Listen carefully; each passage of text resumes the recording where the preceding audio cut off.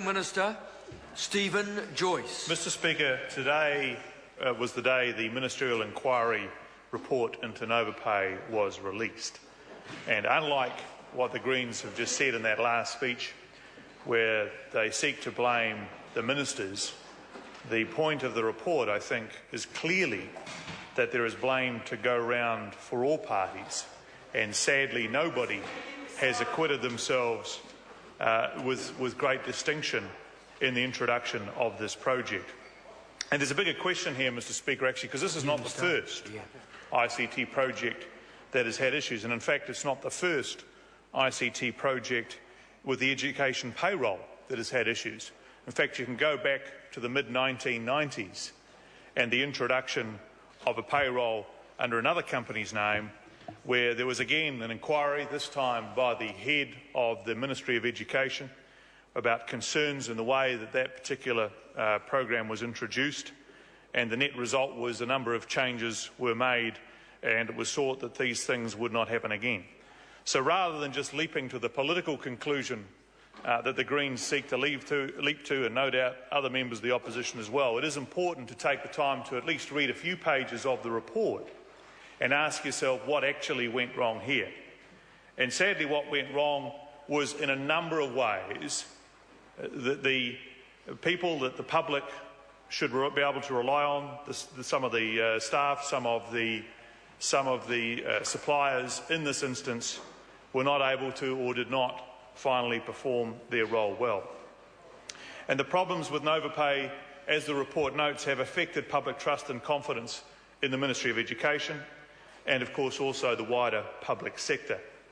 The report identifies weaknesses in project governance and project leadership, which allowed the system to go live with a number of significant risks, which the Ministry and its vendors, including, of course, Talent 2, were overconfident, in the words of the inquiry, of managing. And these risks, as we now know, resulted in service issues that the Ministry and Talent 2 were unprepared for and were overwhelmed by their nature and scale. The report goes into the history of what happened in the whole saga, and of course it goes back many years, right the way to 2005 and earlier. And it makes the observation that New Zealand's school payroll is very complex. It compares with the health sector payroll, but is also very complex with some very unique elements to it. As a result, there was extensive customisation of the Novopay software. The Ministry notes there was a failure by the Ministry to involve the users of the Novopay system in the schools and appreciate their requirements. So those two things alone indicate some of the difficulties that you can see happen in these situations, when the project that was set up did not first seek to simplify its business processes and did not stay close enough to the users of the system. Probably one of the biggest issues was the lack of accountability for independent quality assurance. The ministers were entitled to expect that the quality assurance processes that the state sector has would be applied in this case. And unfortunately, despite assurances that they did, this was not the case. The result is that ministers were not well served by the information they were given on the project. The report notes that reporting to ministers was inconsistent, unduly optimistic, and sometimes misrepresented the situation. And I think it would be important to quote, in light of what Ms Turier has just said, what was said in regards to the June 2012 document. And this is on page 88 of the report. It says, "We were particularly concerned about that document, which invited ministers to approve the Ministry's go-live decision. This report misrepresented the situation in two significant ways. It suggested that the go-live decision was supported by 3 members of the ICT Council, which was not the case.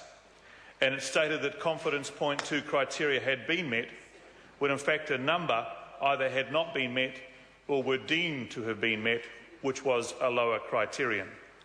These factors overrepresented project readiness and its chance of success. And that was the paper which invited ministers to make a decision to proceed with the go-live situation with Novopay. And I think it's important whenever members get up in this House to acknowledge that, because actually, irrespective of your political background, it is important that ministers are able to accept the written word of their advisers in the ministries. If you cannot do that, then the government processes break down very quickly. Overall, this report makes for very sober reading.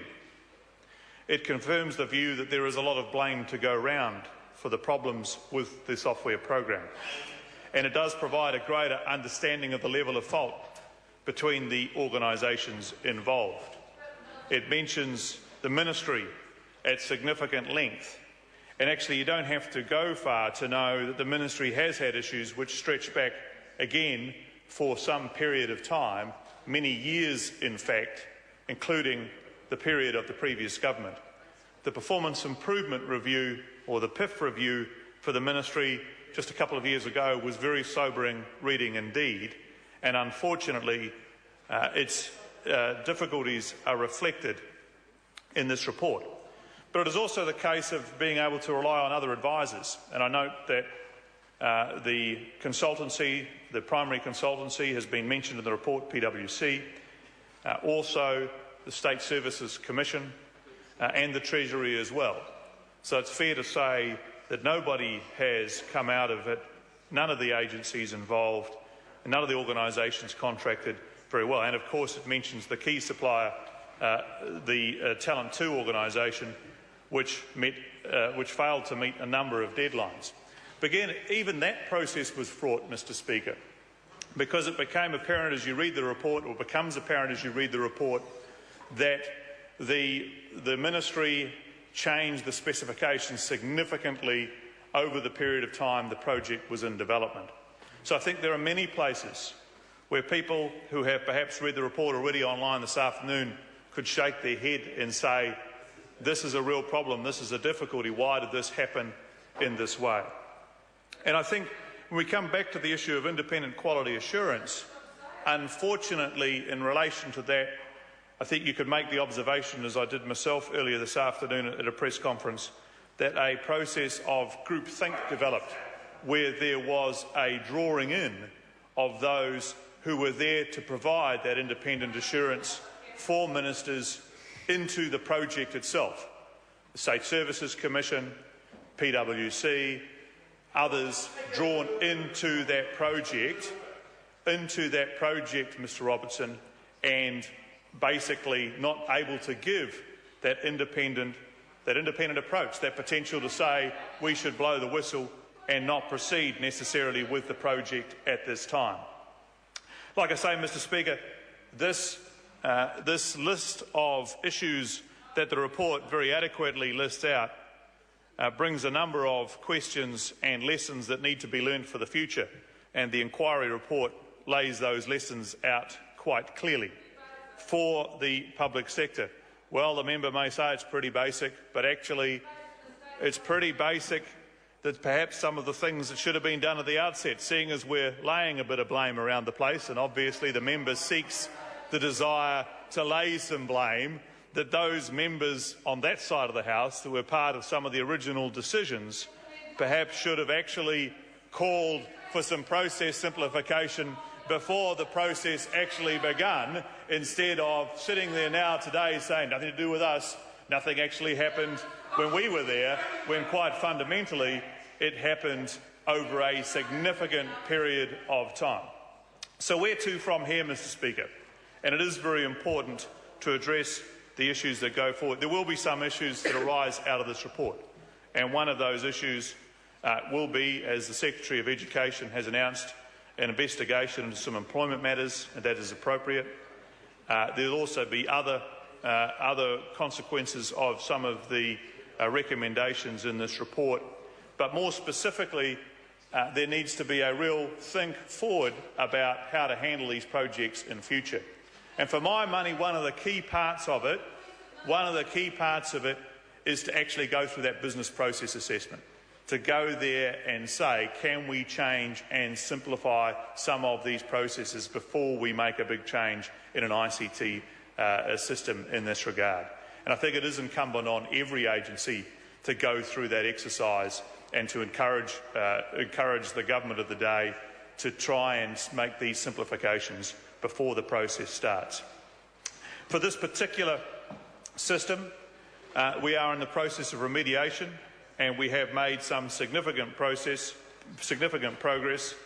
although nobody would say that the system is fixed at this point. We have improved dramatically the performance pay period to pay period.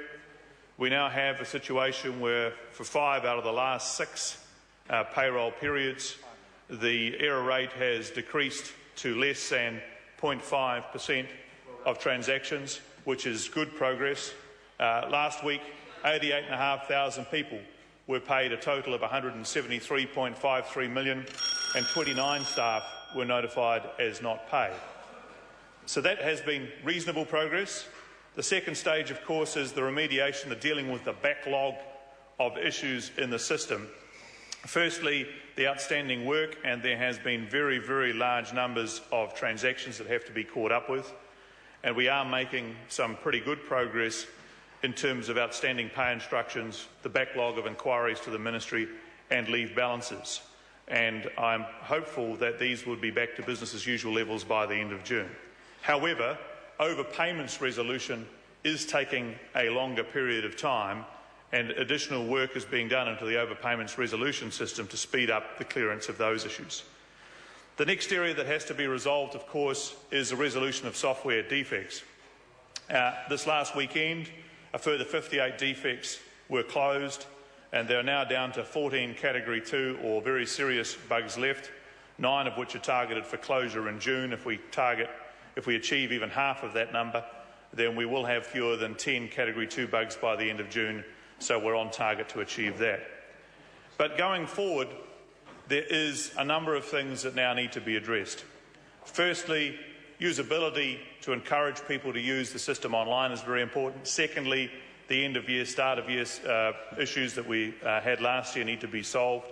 And thirdly, we need to close the service gap that has been identified by schools. There has been good progress with the schools. We have done some surveys of the schools, and generally they have noticed the improvement. But as I said, nobody, including myself, would say at this point that we are satisfied that the project has been satisfactorily remediated.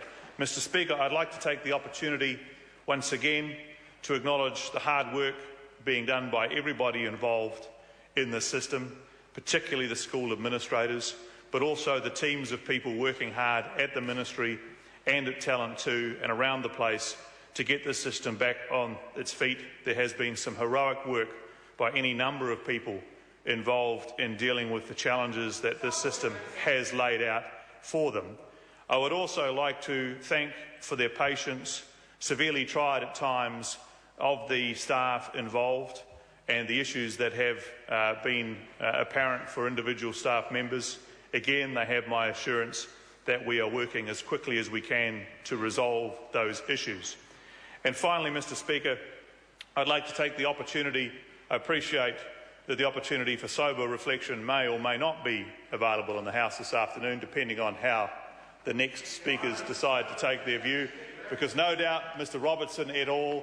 Will immediately decide to disappear back into the political cartoon, which is their lives, and try and lay political blame, where quite clearly in this report there's a much more serious issue for the whole public sector that we need to address.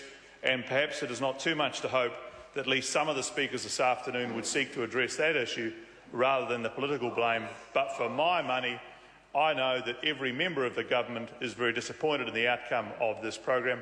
I personally apologise to the teachers and administrators for the pain and suffering that has been caused to them, and they again have my absolute assurance as the Minister responsible for Novopay that we are seeking to address these issues as quickly as possible, and the lessons that are contained in this report will be learnt.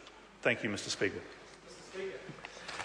I call the honourable member Chris Hipkins. Thank you, Mr. Speaker. If ever New Zealanders needed a clear example of the fact that they have a hands-on